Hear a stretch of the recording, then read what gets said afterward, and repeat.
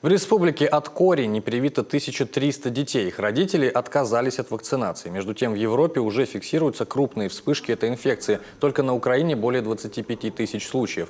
При этом вероятность завоза кори в Коми очень высока. Такая информация прозвучала на заседании санитарно-противоэпидемической комиссии республики.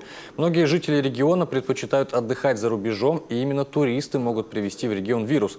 В Коми на этот случай еще в 2014 году был разработан комплексный план по санитарной охране от инфекций. За время действия документа им воспользовались дважды. В первом случае, когда 2 ухтинца вернулись из Арабских Эмиратов уже с признаками заболевания.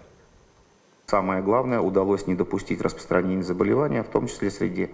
Была, поверьте, проделана огромная работа по выявлению всех попутчиков рейса из Дубая в Москву, из Москвы в Ухту, обследование этих людей, организация за ними медицинского наблюдения и прочее, прочее. Так что комплексный план работал. И диагноз у нас был, предварительный диагноз был ближневосточная коронавирусная инфекция.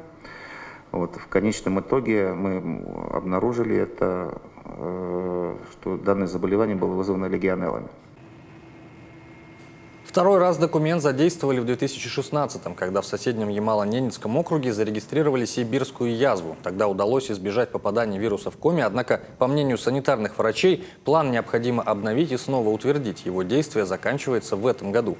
Участники заседания внесли несколько изменений в этот документ, однако вице-премьер Наталья Михальченкова отметила, что вопрос о контроле туристического потока необходимо рассмотреть отдельно.